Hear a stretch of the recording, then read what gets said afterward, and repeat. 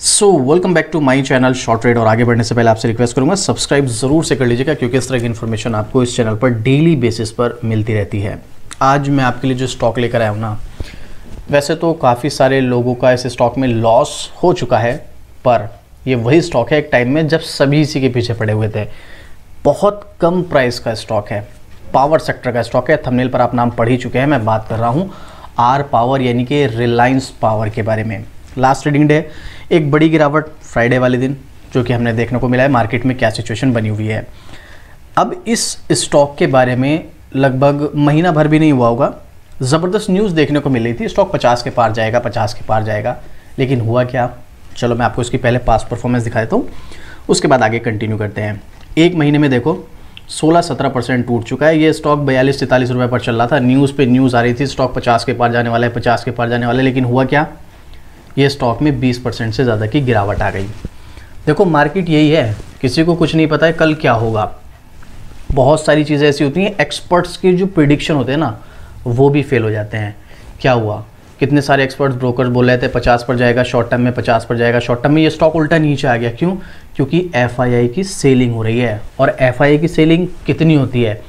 5,000 करोड़ का सेल कर दिया एक दिन में, 20,000 करोड़ का सेल कर दिया, 30,000 करोड़ का, एक महीने के अंदर 50,000 करोड़ की सेलिंग कर दी। तो मार्केट कौन चला रहा है? एफआईआई और डीआई। रिटेल इन्वेस्टरों को अगर ये लगता है, मैं स्पेशली इंडिया में बात कर रहा हूँ, रिटेल इन्वेस्टर को इंडिया में लगता है कि अब रिटेल इन्वेस्टर मार्केट को जो है अपने अकॉर्डिंग अपनी दिशा में चला सकते हैं, बट ये बहुत बड़ी गलतफहमी है। वो एक बात अलग है, अभी इंडिया में रिटेल इन्वेस्टर की तादाद जो है बहुत ज़्यादा बढ़ रही है। हो सकता है आने वाले टाइम में कंट्रोल मार्केट को रिटेल इन्वेस्टर करें, बट अभी तक नहीं करते हैं। और ये फैक्ट है। बहुत सारे लोगों को ये चीज़ बुरी लगती है कि रिटेल इन्वेस्टर इतने ज़्यादा होने के बाद भी हम कैसे नहीं कंट्रोल कर पाएंगे मार्केट में। तो भाई अब मैं आपको बोल रहा हूँ, चलो आप मार्केट में या हम मार्केट में कंट्रोल कर सकते हैं। मार्केट नीचे जा रही है, चलो मार्केट में बुलिश ट्रेंड ला के दिखाओ। कैसे लाओगे? रिटेल इन्वेस्टर की सबसे बड़ी प्रॉब्लम यह है, इस स्टॉक में गिरावट आई, यहाँ पर हमें पता चला यहाँ पर इस स्टॉक में किसी बड़े प्लेयर ने सेल किया है, एग्जिट किया है, तो हम भी उन्हीं के पीछे सेल करने पर लग जाते हैं। भाई रिटेल इन्वेस्टर हमेशा वो देखते हैं कि जो मार्केट में सेलिंग प्रेशर आ रहा है मैं भी सेल करूँ। अच्छी बात है अगर मार्केट किसी स्टॉक में आपको प्रॉब्लम नज़र आ रही है सेल करो, लेकिन ज़रूरी थोड़ी है कि हर स्टॉक में कोई बड़ा प्लेयर अगर एग्जिट कर रहा है तो किसी नेगेटिव न्यूज़ की वजह से ही कर रहा हो। क्या मालूम उसका टारगेट पूरा हो गया हो। भाई कोई इन्वेस्टर है, उसने 50 रुपये का टारगेट सेट किया था, अब 50 पर आ गया, वो सेल करके निकल रहा है। ज़रूरी थोड़ी कि वहाँ पर कोई नेगेटिव न्यूज़ आई है।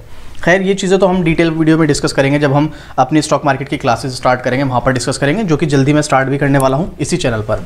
और मैं लाइव आने का भी प्लान कर रहा हूँ, तो आप कमेंट करके बताइएगा अगर लाइव आना चाहिए या नहीं। आप कमेंट करेंगे तो मैं आगे इसके बारे में डिस्कस करेंगे, सोचेंगे।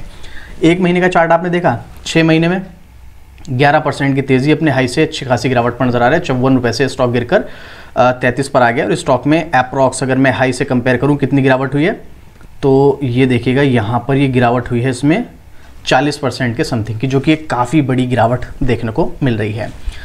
वहीं पर पिछले एक साल की परफॉर्मेंस की बात करोगे तो 42% का पॉजिटिव रिटर्न दिया है। इतनी बड़ी करेक्शन के बाद भी अभी भी एक साल में 42% का पॉजिटिव रिटर्न है। और यहाँ पर आप वॉलीटिलिटी भी चेक कर सकते हो, काफ़ी ज़्यादा है। अगर आप इस तरह के स्टॉक में या इस स्टॉक में एंट्री लेने का प्लान कर रहे हैं तो इस चीज़ को बिल्कुल भी इग्नोर मत कर देना, वरना पता चला आए हो प्रॉफिट बनाने और लॉस करके जाओगे।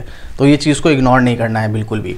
चलिए अभी इस स्टॉक के बारे में 3 वीक पहले का एक आर्टिकल था, मैं डिटेल नहीं शेयर कर रहा हूँ, बस आपके साथ बता रहा हूँ। हिंदुस्तान का आर्टिकल था 3 वीक्स एगो, देख लो 50 पर जा सकता है पावर शेयर, लगातार चढ़ रहा हुआ, कंपनी पर नहीं है अब 1 रुपये का भी कर्ज। थी पॉजिटिव न्यूज़ 3 वीक पहले, और 3 वीक से स्टॉक में कंटिन्यू गिरावट, मार्केट प्रेशर। प्रॉफिट के बाद रिलायंस पावर शेयर प्राइस में तूफान, कहाँ तक जाएगा, पुराने दिन लौटेंगे, एक्सपर्ट्स ने बताई स्ट्रेटेजी। ये भी 3 वीक पहले का आर्टिकल है इकोनॉमिक्स टाइम्स का। यहाँ पर एक्सपर्ट्स ने बताई थी स्ट्रेटेजी 3 वीक पहले। हुआ क्या, सारे एक्सपर्ट्स रह गए एक तरफ, एफआई की सेलिंग आ गई। ये चीज़ प्रैक्टिकली सोचनी है हमें ये नहीं देखना है कि भाई एक्सपर्ट्स ने कहा और हमने आंख बंद करके बाय कर लिया, मैंने कहा हमने आंख बंद करके बाय कर लिया। अगर ऐसा करेंगे तो मार्केट में, मैं आपको अपना लाइव एग्जांपल बता रहा हूँ, मैंने कुछ सर्विसेज ली थी। मैंने स्टार्टिंग में, कभी कोविड से पहले की बात बता रहा हूँ मैं, बहुत पहले की कोविड से, जब मैं टेक्निकल कोर्स नहीं कर रहा था, टेक्निकल उस टाइम पे मैं सीख रहा था, मैंने कुछ सर्विसेज ले रखी थी। मैंने लॉस किया है, कुछ भी नहीं किया है जब तक मैंने खुद से नहीं सीखा है। या फिर आप अगर किसी से सर्विस ले भी रहे हो तो उसके बारे में थोड़ी सी डिटेलिंग कर लो, क्या फ़र्क पड़ता है। स्पेशली शॉर्ट टर्म की मैं बात करूँ, लॉन्ग टर्म में तो आपको बहुत सारी चीज़ें देखने को मिली जाएंगी। तो यहाँ पर एक्सपर्ट्स की बताई हुई बातें भी गलत हो जाती हैं। ये है मार्केट। चलिए अभी हम आगे डिस्कस करेंगे। उससे पहले अगर अभी तक आपने अपना डीमेट अकाउंट ओपन नहीं किया तो इंडिया का टॉप ब्रोकर है, आप लोग जानते हैं स्टॉक्स। फ्री डीमेट अकाउंट आपको लिंक डिस्क्रिप्शन में मिल जाएगा, जाइएगा लिंक पर क्लिक कीजिएगा और आप अपना डीमेट अकाउंट ओपन कर सकते हैं। अब देखिएगा यहाँ पर एक्सपर्ट्स क्या कहते हैं। रिलायंस पावर आप यहाँ पर नाम पढ़ सकते हैं। क्या हमें एक्सपर्ट्स का कोई ओपिनियन देखने को मिल रहा है या नहीं, ये देखिएगा। एक्सपर्ट्स का ओपिनियन है नहीं। पब्लिक का ओपिनियन 50-50, 50% बाय 50% सेल। कुछ हद तक ठीक भी है, बट इस तरह के स्टॉक्स में अगर आप ज़्यादा पैसा लगाओगे तो फंस सकते हो। पहली बात तो ये जो स्टॉक्स होते हैं काफ़ी रिस्की होते हैं, तो आपको अपने फाइनेंशियल एडवाइजर से सलाह लिए बिना इस स्टॉक में जाना नहीं है। इस तरह के स्टॉक्स में अगर आपके पास फाइनेंशियल एडवाइजर नहीं है तो थोड़ी सी आप खुद से भी रिसर्च कर सकते हैं। इंटरनेट की दुनिया है, आप आसानी से इसके बारे में रिसर्च कर सकते हैं। नहीं कुछ समझ आता है तो आप मुझे कॉमेंट कर देना, मैं कॉमेंट में आपको रिप्लाई करूँगा और पूरी कोशिश करूँगा आपकी हेल्प करने की। टेक्निकल चार्ट सबसे इंपॉर्टेंट। हाई वॉलेटिलिटी तो मैं आपको बता ही चुका हूँ कितनी ज़्यादा है इसमें। मैं जूम आउट करता हूँ, अब आप देखिएगा यहाँ पर। वैसे तो स्टॉक में अप ट्रेंड है, लेकिन अब पिछले कुछ टाइम से जो प्रेशर बना हुआ है वो बड़ी प्रॉब्लम में डाल रहा है, क्योंकि स्टॉक एक अच्छी गिरावट के साथ आ चुका है। यहाँ पर स्टॉक 54 रुपये से 33 रुपये पर आ गया है। अब जो पॉइंट है वो है इंपॉर्टेंट। कैसे, अब देखिएगा यहाँ पर, समझिएगा इस गेम को आप पूरे। जो स्टॉक अभी फैब में अभी सपोर्ट ले रहा है, ठीक है, लास्ट ट्रेडिंग डे की बात करूँ 28 फैब को सपोर्ट लिया इसने 33 रुपये के लेवल पर। इसी लेवल पर इसने इससे पहले सपोर्ट लिया था नवंबर 2024 में। सपोर्ट लेवल है ये। अब देखो, एक अच्छे सपोर्ट लेवल की पहचान मैं आपको बताता हूँ। यहाँ पर तो फिर भी कम बार सपोर्ट लिया, वरना मैंने आपके साथ कुछ ऐसी वीडियोस भी शेयर की हैं जहाँ पर स्टॉक 10-10 बार सपोर्ट ले रहा है और उस लेवल से नीचे नहीं जा रहा है। वो होते हैं सबसे ज़्यादा स्ट्रॉन्ग सपोर्ट। जितनी बार भी स्टॉक इस लेवल पर सपोर्ट लेगा ये उतना ही स्ट्रॉन्ग सपोर्ट बनता चला जाएगा। ये 1 डे के चार्ट फ्रेम पर मैं आपको बता रहा हूँ, वो आपकी स्ट्रेटेजी के ऊपर डिपेंड करता है। आप 4 आवर का चार्ट फ्रेम, 4 आवर का यहाँ पर जो है चार्ट फ्रेम खोलते हैं या फिर 1 आवर का या 1 डे का या 1 वीक का, वो आपके ऊपर डिपेंड करता है। मैं 1 डे भी यूज़ करता हूँ ज़्यादातर, क्योंकि हमारा शॉर्ट टर्म और मिड टर्म का प्लान रहता है। लॉन्ग टर्म में भी 1 डे आप यूज़ कर सकते हैं। यहाँ पर इसने दूसरी बार सपोर्ट लिया, लेकिन उससे पहले यहाँ पर ये रेसिस्टेंस का काम कर रहा था। अगस्त 2024 में रेसिस्टेंस, उससे पहले यहाँ पर जून 2024 में रेसिस्टेंस, उससे पहले यहाँ पर अप्रैल 2024 में रेसिस्टेंस, उससे पहले यहाँ पर जनवरी 2024 में रेसिस्टेंस। तो इसी लेवल पर, सेम लेवल पर जो भी सपोर्ट है, इस पर स्टॉक ने 1 जनवरी में, दूसरा, सॉरी यहाँ पर मैं इसको दोबारा से लगा देता हूँ, दूसरा अप्रैल में, तीसरा जून में, चौथा अगस्त में रेसिस्टेंस का काम किया है। यहाँ पर इसने ब्रेक करने की कोशिश की थी अगस्त में, लेकिन नहीं कर पाया। बाद में इसने ब्रेक किया सितंबर में। 4 बार रेसिस्टेंस लेने के बाद स्टॉक ऊपर गया। उसके बाद पहला सपोर्ट यहाँ पर लिया, दूसरी बार यहाँ पर ले नहीं पाया, लेकिन पहला सपोर्ट लिया नवंबर 2024 में और दूसरा सपोर्ट लिया इसने फेब 2025 में। तो यहाँ पर ये लेवल जो है, अगर 1-2 बार स्टॉक इस लेवल पे और सपोर्ट लेता है तो ये एक स्ट्रॉन्ग सपोर्ट बन जाएगा। और दूसरी चीज़, यहाँ पर स्टॉक में अगर देखो मार्केट में सेलिंग प्रेशर बहुत ज़्यादा बना रहा तो बात दूसरी है, ये लेवल बिल्कुल ब्रेक हो सकता है। अदरवाइज़ अगर आप मार्केट नॉर्मली परफॉर्मेंस करती है, ज़्यादा प्रेशर नहीं बनता है सेलिंग का, तो उम्मीद ये है स्टॉक इस लेवल से कंसोलिडेट चल सकता है।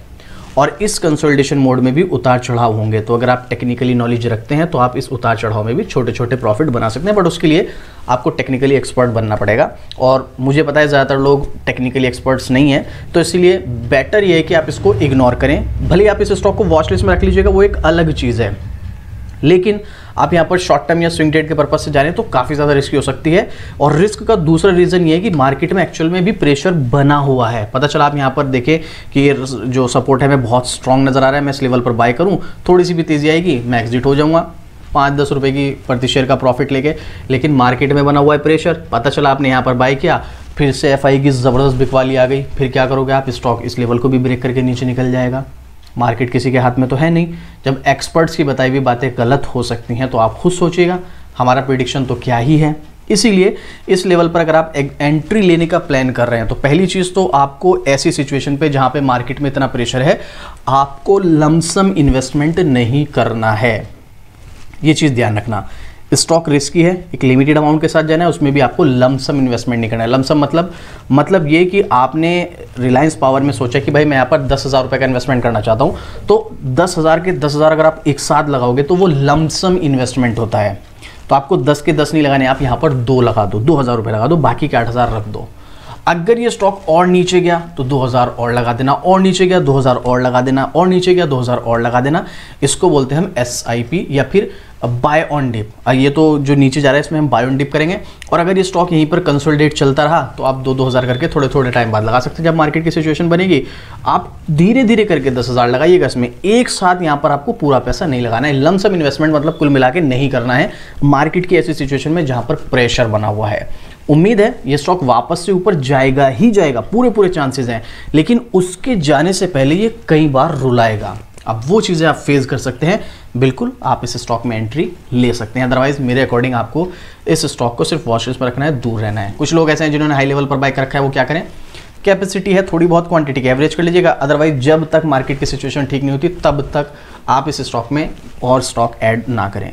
बाकी आपको क्या लगता है इस स्टॉक के बारे में, किसी किसके पास ये स्टॉक है, कौन प्रॉफिट में है, कौन लॉस में है, अपना ओपिनियन शेयर जरूर करना। और इस स्टॉक में या किसी भी स्टॉक में जाने से पहले फाइनेंशियल एडवाइजर से सलाह जरूर ले लेना या खुद से रिसर्च कर लेना। नहीं समझ आता है कमेंट करना, मैं आपके हर कमेंट का रिप्लाई करूंगा, और अपना ओपिनियन भी शेयर करना। और इस तरह की डेली अपडेट के लिए शॉर्ट ट्रेड को सब्सक्राइब कर लेना।